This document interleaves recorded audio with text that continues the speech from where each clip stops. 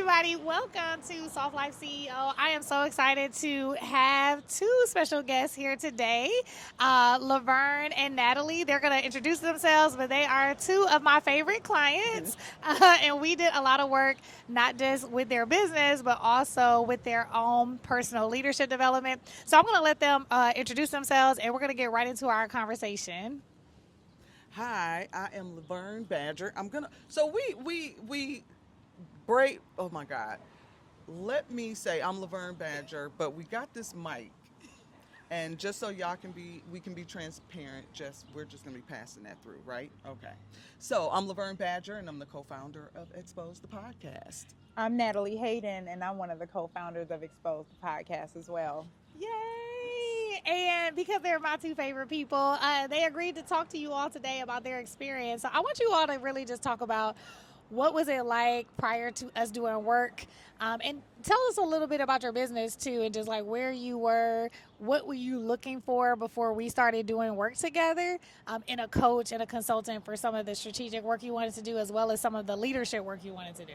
Absolutely. So, Laverne, let's just kick it off how we normally do. I'm Natalie Hayden. And I'm Laverne Badger. And we are Expose the Podcast. So, like Laverne and I, we started out as a podcast. Both of us are survivors of domestic abuse, and we took this initiative to just use our voices to bring awareness, education, and prevention in any way that we can. But we started out podcasting, and we realized during the pandemic that, hey, we are more than a podcast. So we grew legs and we became a nonprofit, and we really just started moving. We interconnected with the people that we built relationships with. We started continuing to just grow in other areas, and it's just me and Laverne. But we realized that within that growth, we needed structure, and we started doing that work and just started building an infrastructure as best as we knew how, and also connecting to those of us that were already nonprofit leaders. So we already had people that were doing it, and so we used that those tools to help us really just start branching out. But we knew at some point we needed some support, we needed some coaching, mentorship, and this is how we sort of came about. So I'll leave with that. So just to piggyback a little bit off of what Natalie is saying, is that's just it. Like, we became friends and business partners almost at the same time, right? Overnight. And I think what made our model work is because we were always on the same page of making sure that we did things correctly. It's one thing to move in passion, right? But there's a structure that is required when that passion turns into a business, right? So it's no longer just going to doing the feel-good stuff. We knew that now we were creating programming and things around domestic abuse awareness, that we now needed to make sure that we were doing things correctly. We didn't start off knowing what we were doing, right? We just wanted to get on the mic, on the podcast, and tell our story, be transparent, expose domestic abuse and awareness by talking about life after abuse. But as we started to move, as we were going into year 4 and year 5, and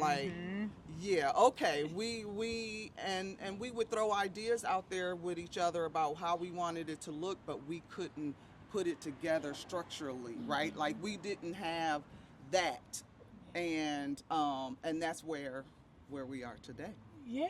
We have that. Yeah, you have that. And we did a lot of work together over Lots the years. And what I love about you all is that it's not that you're just being a business, doing things in the community, but you have your own lives. You have your own lives to manage. And I love working with women that it's not just the 9 to 5. When they're doing things that are in their passion, they're doing things outside of themselves and putting themselves out there and wanting to manage life. So I want you to talk a little bit about, okay, so you had this, knowing that you need to do things right, there has to be another way of doing it. And so when we started working together, what are some of those kind of like epiphanies that you had when we started working together, in just the way that you were balancing, your work life, your business life, and just, being open to a new way of doing business that is a little different than when you just get started in business? I'll say work-life balance is there is no balance, right? let me just say that.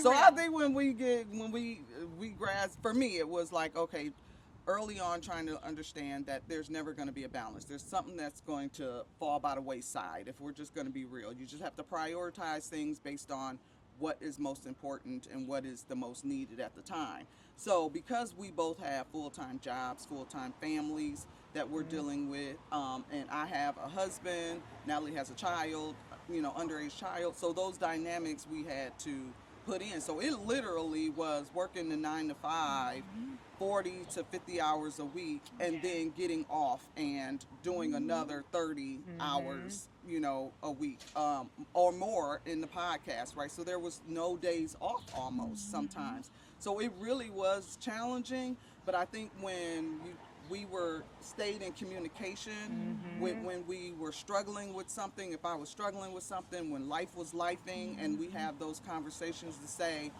I can't be present right now. I'm not going to be present. I can't be present. I'm not emotionally in that space.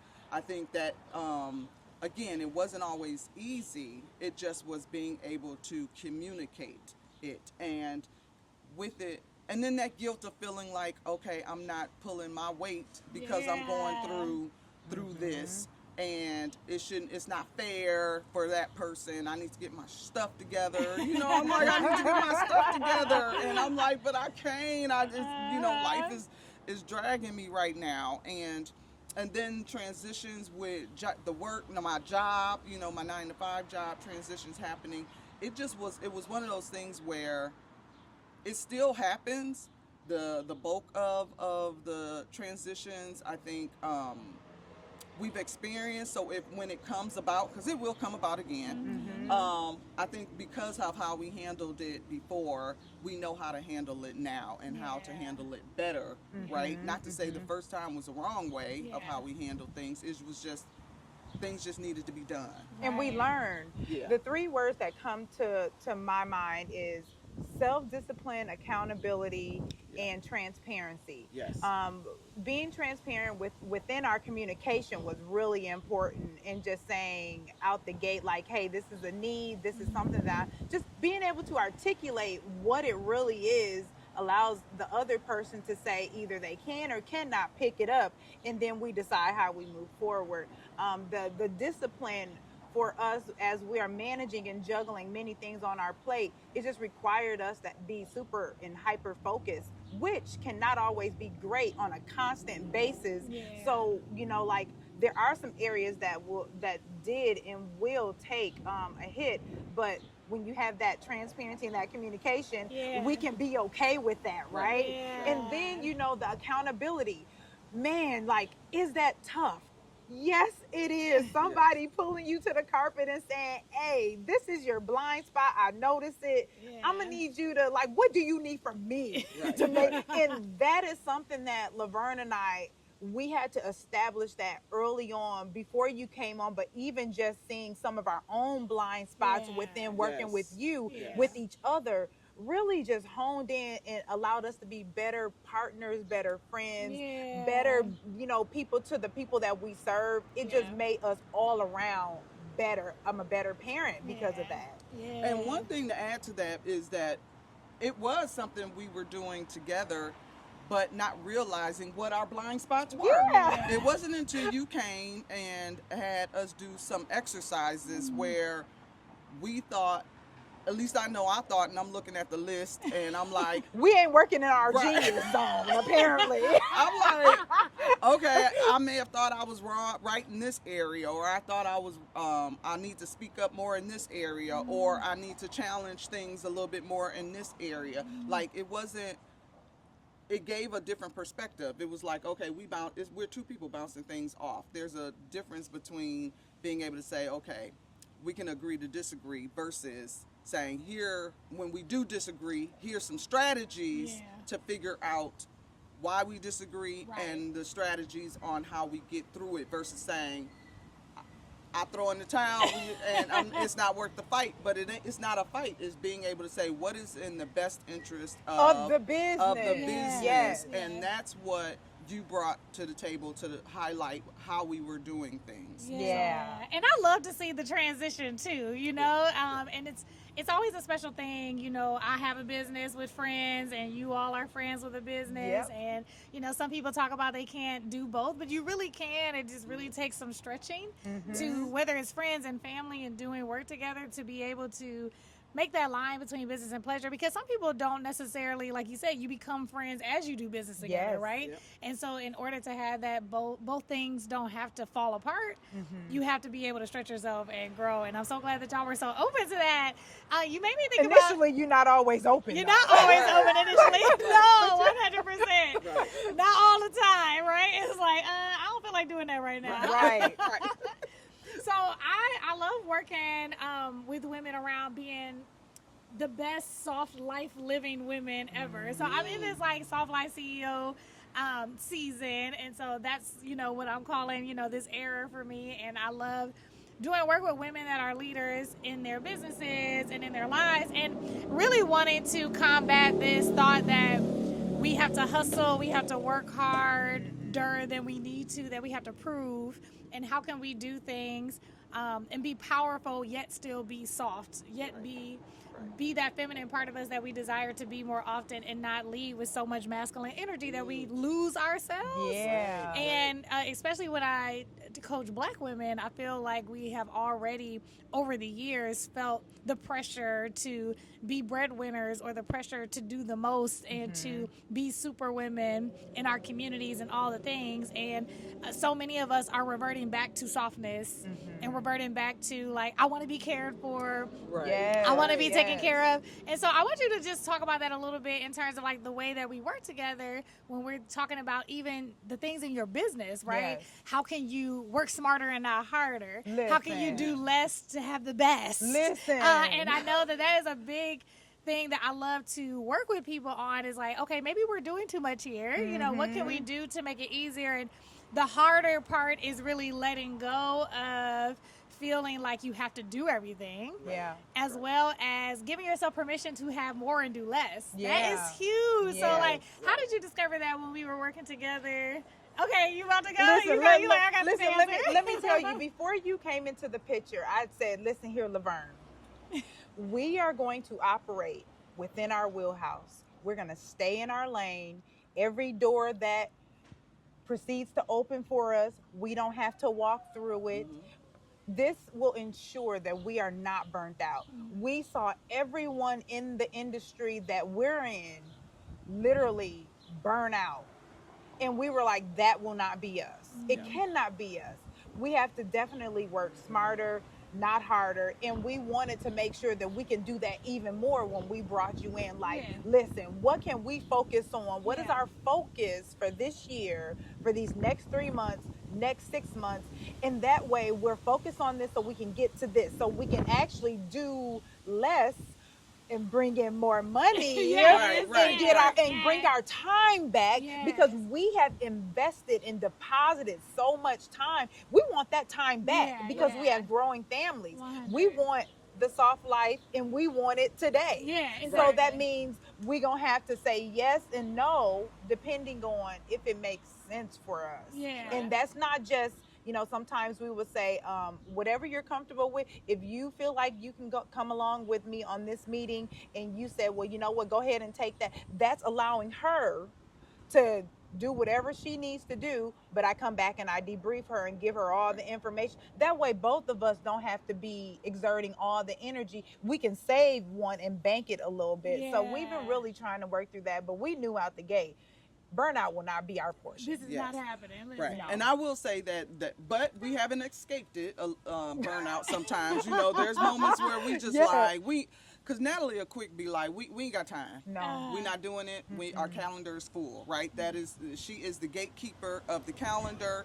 And sometimes I don't even know when she said no to something, right? It's a no, right? And so that's what works for us. But I will say I had more challenges in regards to, it was more challenging for me to let things go and let a person, because we had brought in an executive assistant to kind of help virtually. She was here in person, but virtually to help us with certain things. And it was certain things I just was like, you know, that concept of like it's just easier just to do it than to try to get somebody trained up, or they're not going to do it the way I do want it, to do it. or Right, or you know. And so going through the training with you was just kind of being an eye opener of that's not sustainable, right?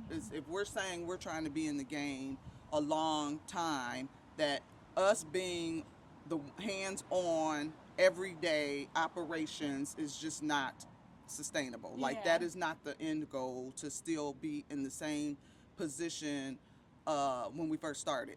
Like our grind is different, it's shifted. So we need more time off of the administrative stuff and to be in the community having conversations, being able to attend trainings for ourselves to make sure we're continue to stay educated in certain things. But if we stuck in the administrative lane, so that was what was a little harder for me to just say, because I work differently, right? And I know how I work. I tend to work more in the evenings, and that's usually not on anybody's schedule. Everybody else, they in the bed, and I'm up trying to do things. And so and then just being able to say, okay, we got somebody, but then I'm going behind them. So it was really, and it still is a work in progress for me. But I think when it came to you and your program, being able to, again, look at it from the long term, you can't do this 5 years, 3 years. Y'all are, we 5-6 years in, and well, we're 8 years now, but when we were, but we can't keep doing this at this level. That's where the burnout comes from, is because as we're expanding, we're doing the new stuff, but still doing the old stuff, right? I'm still working on. So so we were able to have some things adjusted. Then we learned techniques on how to scale down. It wasn't automate, delegate, and what was the other one? Eliminate. Get rid of stuff. Eliminate. The eliminating. That, like I said, Natalie has no problem with eliminating. Like it's not we not doing it, right? But not to say that if something comes up and it's really beneficial to the business, then we need to regroup, have a conversation, and see how we're gonna fit it in. So I think that piece was really a challenge, and still I work through that. But again, it's being able to communicate, be transparent, and then remember what the goal is ultimately. I really love this, and let me tell y'all why. Because I do a lot of executive coaching with individuals that they might not have a business, but they work in senior leadership, and I know one of the things that come out the most is that people feel the constant need to prove themselves. Like when we start talking all the talk about, what they desire to be promoted into, or what they want to do outside of their company, a lot of it comes with, I have to do something to prove that I'm good. I have to be perfect in this area, or I have to do one more thing that I might have to overload myself with in order to be credible in a certain area. And so there is this essence of enoughness that I think that we don't talk enough about. Pun intended, because we think it's like just a cute tagline that we can put on our bumper sticker, or a cute meme to share. You are enough, and we say that, right? People say all that. Oh yeah, I'm enough. I want to be enough. But honestly, it comes up every day, because even what you just said, Laverne, right? Like, I'm not enough because I need to do these things behind a person to show like we are really good, instead of I am enough to be able to tell this person how to do a thing, and I can show them how to finish it, and I can follow through with that. It's going to be enough. The walls are not going to come crashing down. Like, the fire's not going to go out. And I think especially in entrepreneurship, and even if you're growing as a leader in your own organization, you have to be okay with failure. Like, it's got to be safe mistakes. We got to have risks, because we'll never have the opportunity to allow ourselves to grow. That is a hard pill to swallow. Because failure can, in my mind at least, failure means it's over. It can mean it's over. Like, we're out here grinding, but if one misstep, somebody can be like, yeah, they not it, right? But the reality is, we all out here failing and learning lessons, 100, right? So a failure is not a failure. Yeah. It's what was the It's lesson growth. from that? Yeah, Like, what did I yeah. learn from that? And Yeah. so that's why you came about, because Mm-hmm. we want to make sure, and other mentors that we've had over the Yeah. years, is to make sure that any blind spots that we have, that someone else can come in and say, Yeah. Identify them and right, help us with and them. be like, Yeah. "Oh, I never thought about that." Okay, we'll Yeah. pay attention Yeah. to if something like that comes about. It's and that's where the staying in our lane comes Yeah. from, because because there's so many things that can be connected to domestic violence. You know, Yeah. sex trafficking and All things the of that things. nature, right? Like, and sexual crimes and things like that. And so they can sometimes interconnect, right? Yeah. But that's not our lane. Now, we have no problem partnering with somebody, Sure. but we know that is not, and it would be a disservice to Yeah. the community and the people who Absolutely. really need the work and need the help, And right? that would be, to me, failure not being able to identify Yeah. that this is Yeah. not your Yes. lane. Yeah. Yes. And so, like the fact that we can say, okay, this is our lane. And even within our lane, we might make a mistake and fail at something, and that's okay too. Yeah, Right. yeah. So, like when Laverne is talking about that it's over, my thinking is a little different, because I've fallen quite a bit in my life, my personal life. And that's where I get to be transparent and expose. That's where all of that came from, is that I actually have in some instances, I've learned the most from falling, Mm-hmm. but hard on mine, Yeah. And then I've also, some areas I'm still going around the mountain. Yeah. Lord help me with the. I mean, like, you can go around the mountain in your business and your Right, in leadership. listen. I mean, so that's a real thing, but it takes people to come along, like Desiree, to show us, well, maybe, okay, this might be your last time going around this mountain, because I think we can identify what this is. Right. And so that has really helped us just really understand. And I feel like a lot of these things are transitional things that have helped me, not just in the business, but in my personal life. Yeah. Yeah. That really helps lead me to the next thought, because I'm like, what are some of the wins? What are some wins that you feel like you got from the work that we did together, personally and professionally, that you're like, oh, this was like icing on the cake, because we went into this with strategic plan. We want to make sure that we're growing our programming, we're making transitions in the way that we do business with each other and our community. Like, what are some of those, like, oh, this was icing, I didn't even know we were going to get all this was nice. So I'll say, on the personal side, when we did that evaluation, what was it called? Positive intelligence, the Yeah. saboteur. So it allowed me to, get a summarized list of what my personality is, how I work, and things like that. But it also allowed me to identify Natalie in the partnership, right? Yeah. So some things I was like, yeah, I saw that.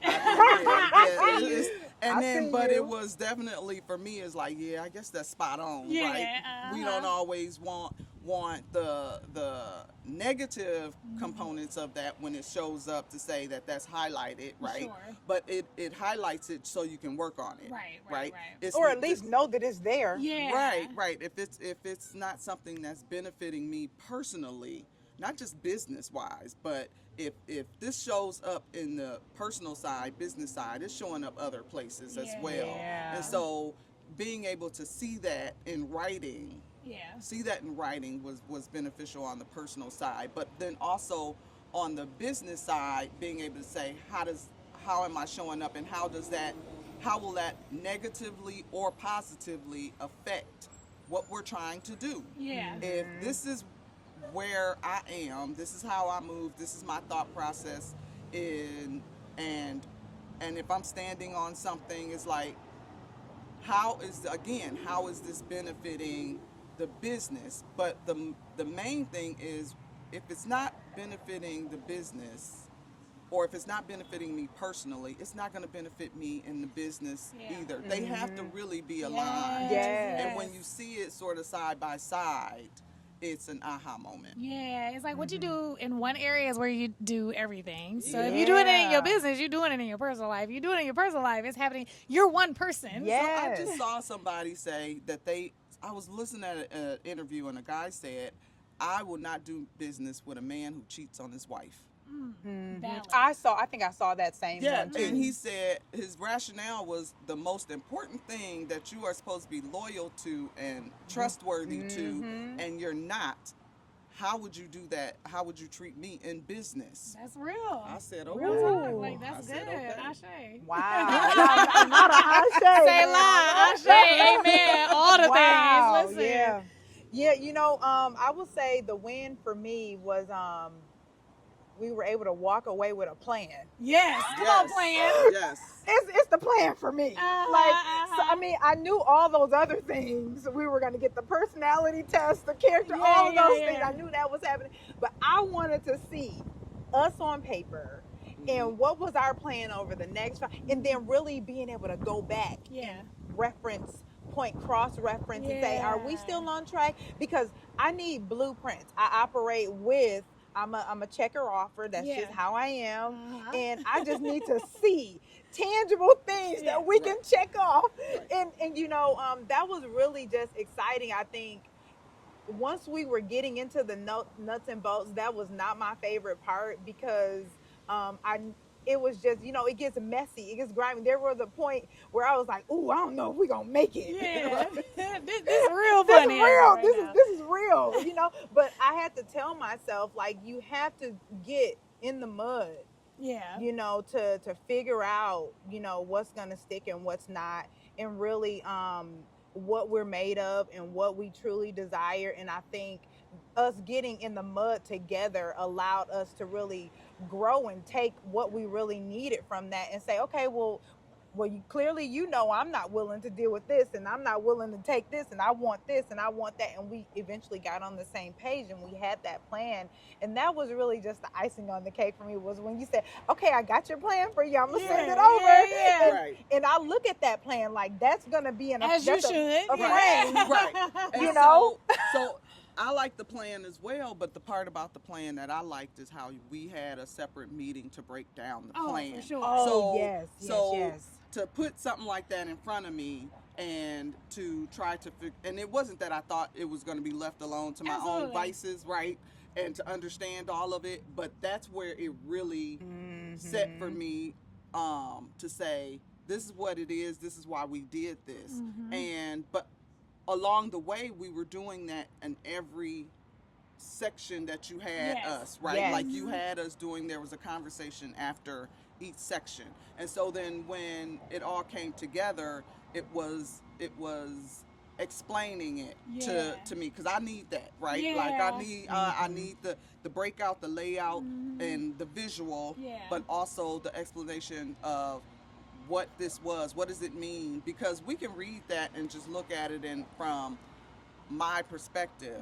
I need to understand it from the partner's perspective as well, like and the business perspective. And we had the most, let me tell you, where the most challenging was trying to identify what to pay ourselves. You remember how it was the money, the money piece was so challenging. I want to say it was more challenging for Vern. I was there. I said, Desiree is going to be done with us, with me, because I'm like, I don't know. Like, it's that's why I can manage money. I'm not good at asking for it and increasing. That's Natalie is she does that. And so you get to stretch yourself there. You get to stretch yourself. Right. So I was like, well, because I'm that one. Well, it could stay this price, but soon as the increase happened, I'm like, that's a great increase. Right? You know what I'm saying? You want to ride the boat,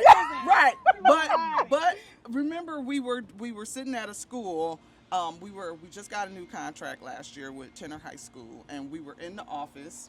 And they were asking us our price, and we told them, and I said what the price was, which was way more than what we were doing. And I was thinking, Desiree would be so proud of me. I would be so because proud. I said it, and they agreed. And they agreed to it. And I was like, I'm just gonna say it. They asked us, and it just kind of came out. But I think it came out based on the conversation of really understanding, why am I so uncomfortable with that? Because I really had to identify, why am I uncomfortable around that. No, I love that you're saying that. I got excited because I think that you're not alone, right? Like when women, whether they're looking for a promotion or selling a product that they created, it is a feeling of I'm putting myself out there. That's one part, and having to receive for it. So we're not always the greatest receivers of that, because we think we have to prove something, or we're not good enough, or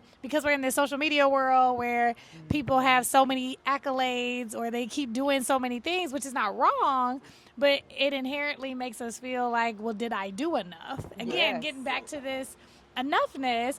And then the other part, when it comes to money, which I think is really interesting, is that we don't give ourselves permission to change our mind about our price. Right. Because where you started is not where you go. Today's price is not yesterday's price. And that's in real life. That's In on real life. I mean, that's even like if you worked in a job, you would expect a raise or a bonus or a promotion at some point. Right? And so when we're in business, why do we feel like we have to apologize for raising the price, especially when it's our reasonable service? Things change, trends change, Yes. cost of living change, the cost of goods sold, the things that you're doing, might become pricier, or time is a part of the, Yes, especially it when you're in is. services. Right. I think we have to put a price on our time, which can also be something that is not. You can't really put a whole price on it because you can't get it back. Like That's it's the only commodity. It's the only thing we can't get back. It's That's actually more right. valuable than money. Right. And so when we put a price on our time, we're really doing everybody a favor, because I can't get that hour back. That's ever. right. Ever. I can't ever get that hour back. And so when we think about it that perspective, I was in a session years ago when I decided I wanted to do professional speaking and coaching, and I went to a workshop, and on the panel, the man that was doing professional speaking full time, he said the biggest thing that you're going to have to do and choose is how much is it worth for you to be gone one night away from your bed, away from your family, away from your routine.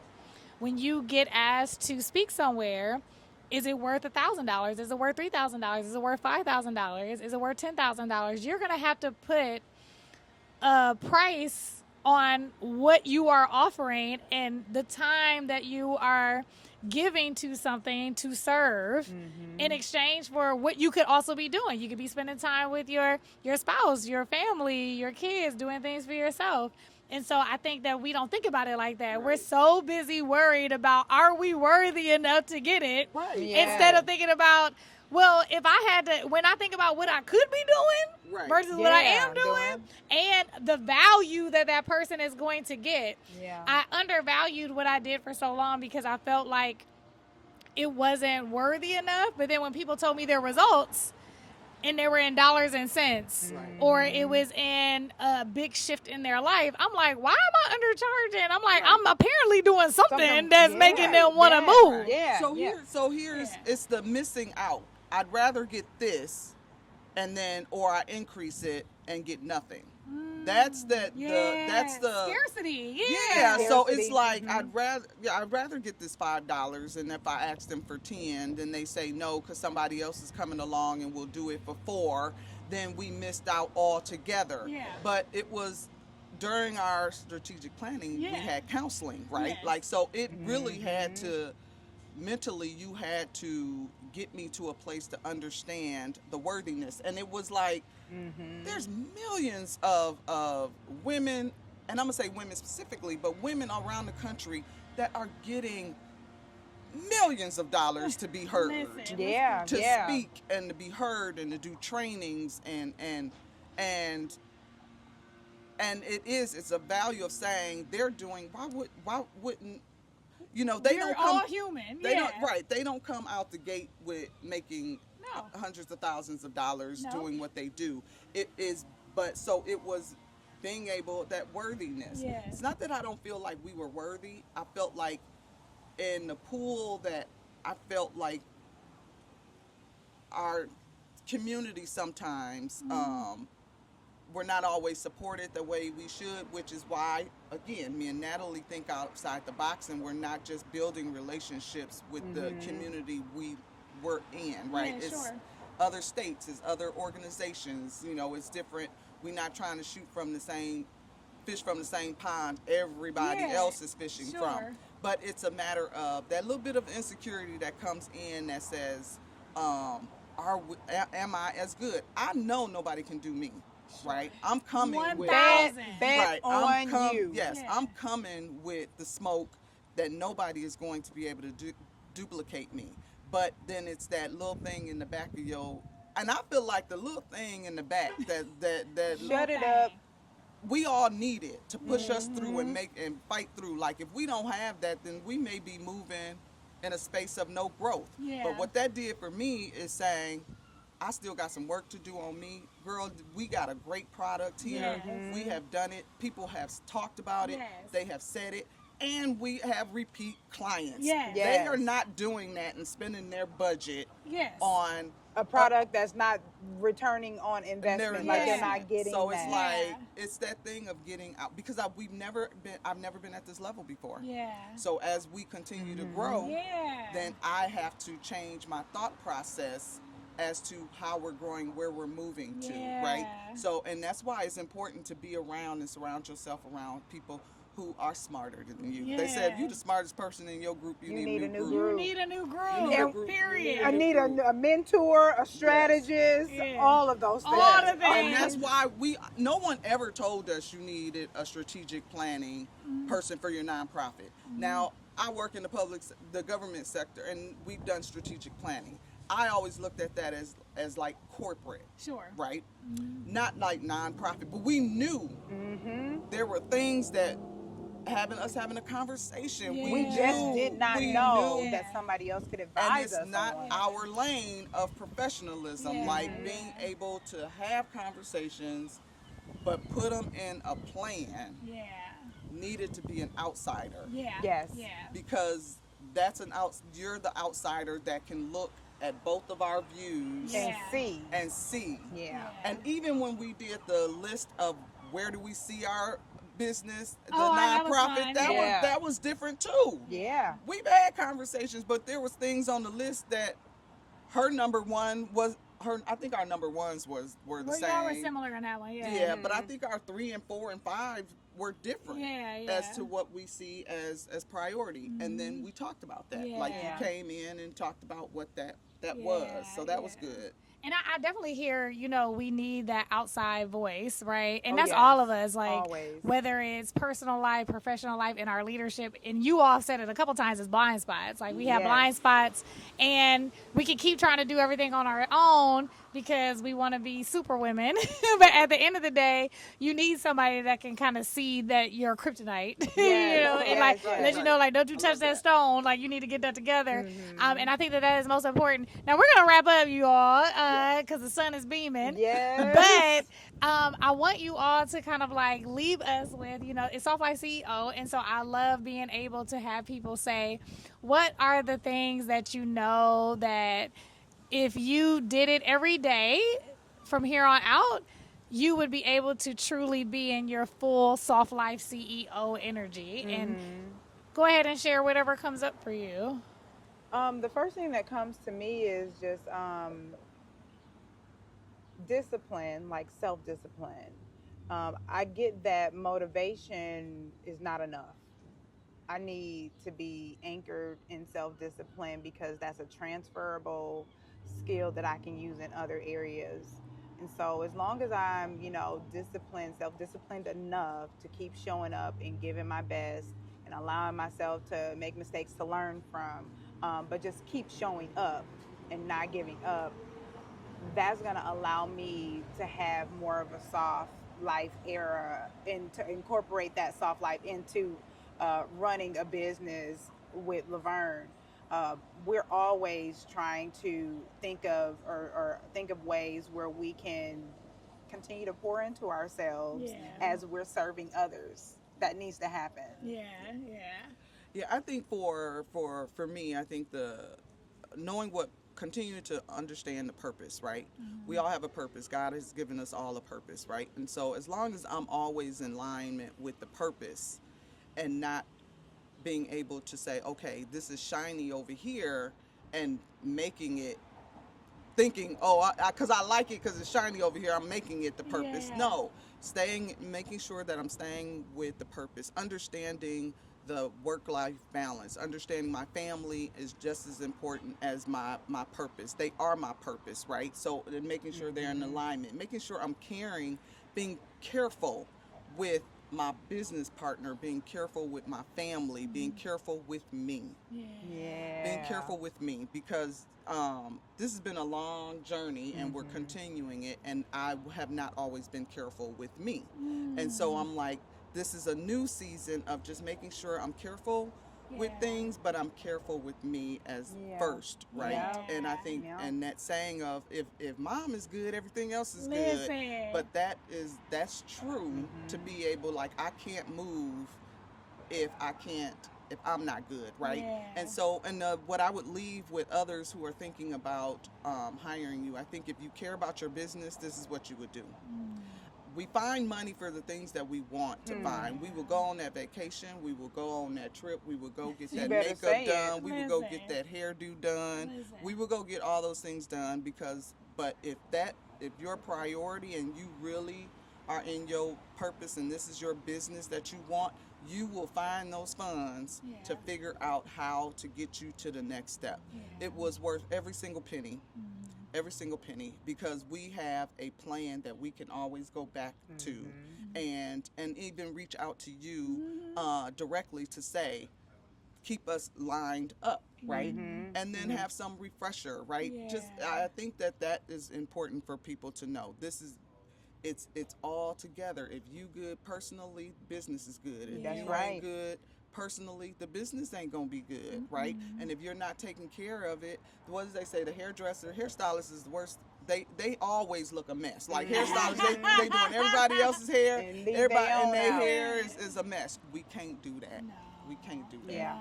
Everybody here needs to be looking good. Look, everybody heard to be that. I love that. That's like a sign out. Everybody heard to be looking good. That's our hair. You look good. We all look Right, good. right, 100%. Yes. Well, thank you, ladies, so much Thank for having this you. conversation. Thank you. It was a pleasure. Thank you all for tuning in. I'm so glad that you came to be at our Soft Life CEO session with Laverne and Natalie. Go ahead and click the link below if you're interested in doing work with me as a Soft Life CEO in your business or in your corporate career. I would love to help you be soft and powerful. And so until the next time, bye. Bye.